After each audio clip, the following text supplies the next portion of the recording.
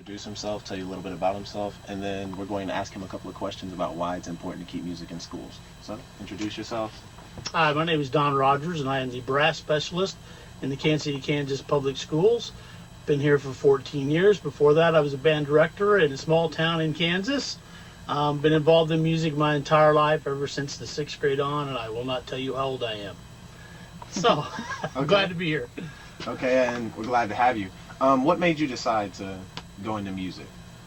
My background comes from the fact that I had a director when I first had the opportunity to go into band that was very good, very positive, provided a lot of support, encouragement, and from there on it just took off. I can't imagine me not being in music. So would you say music has kind of shaped you to be who you are today? Oh, absolutely. I wouldn't be here, obviously, if it wasn't for music. But even in my just my life, it's such an important part of our lives, and unfortunately, we have a tendency to take it for granted way too much. It's key in everything we do. It really is.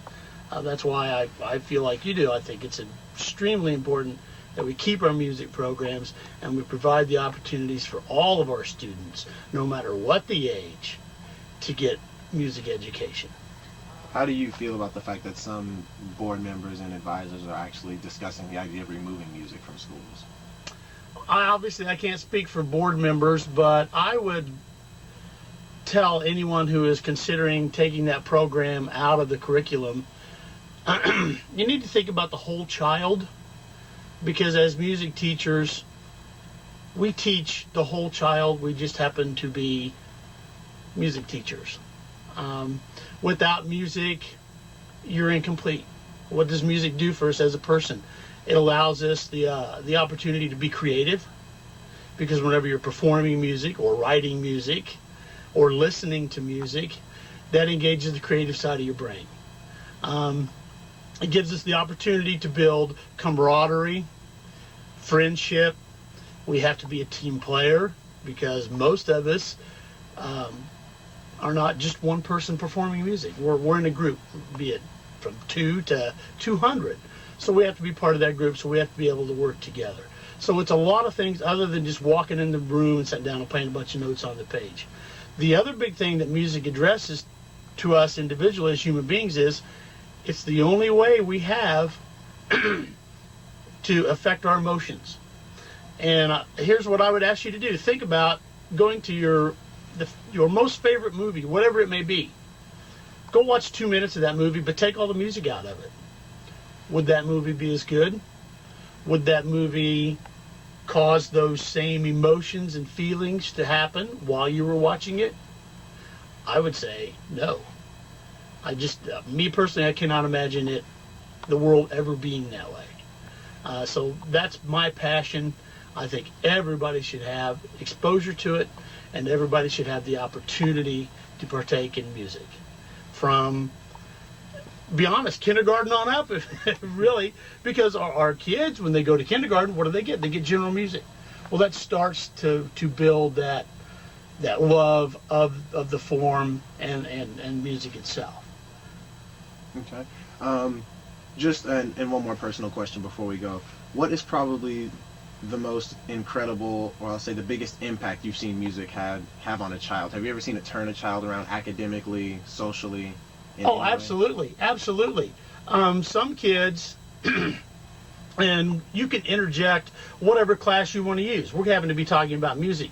I know kids that the only reason they come to school is because they have band that day. It could very well be the only reason I come to school is because I have science that day and I love science. But regardless, it's all part of the full, complete education that child deserves. I've seen music take children from low socioeconomic status, now they're at the university level. Okay? I've seen students come from low socioeconomic status to have the opportunity to go to perform with the best high school people across the United States and Canada. Okay? And now those same students are at some of the best music schools in the nation. So it opens up a lot of doors. Does that mean you have to be a music major? No. but you still need. Summer Academy. Okay. Mr. Duncan, how do you feel about music in public schools? Do you feel it's important? Yeah, I do. I think it's great, and I think it's really important. And there's, obviously a lot of statistical information that backs that up. That people tend to do better on tests if they have that. And like health-wise, music is really good for you in terms of your mental health as you get older. I don't think a lot of people know that, but it helps prevent Alzheimer's, and it improves your intellectual capacity as you get older in life because of the focus that you do on the actual music and the playing and the reading and stuff like that. That's something that not a lot of people talk about, but that's an important part too. So, a question for you as a professional: have you noticed a difference in any way, analytically or creative-wise, between your music students and your students who aren't associated with music programs in school? I would say that the kids that are musically inclined tend to be more open to different concepts and different ideas. They tend to have a more diverse range of interests and influences, and they usually seem to be more, I guess, open-minded would be a good word for that. Okay. So yeah, I do definitely. Okay. And how do you feel about the fact that some people are advocating that music should be removed from public schools in order to widen the budget? I think I think that would be a huge mistake. I think that the reason that they do that is they want to cut things that aren't related to state testing so they can focus on state testing and focus on getting the test scores, because they feel like the quality of education will be greater. At least people will leave them alone as long as they have good test scores.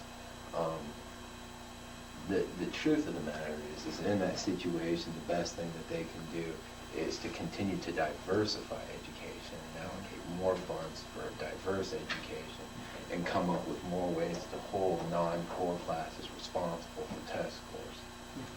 That would be the better way to go about it, because what we're doing now is to bust everything down to just reading and math, reading and math, reading and math, reading and math. It really doesn't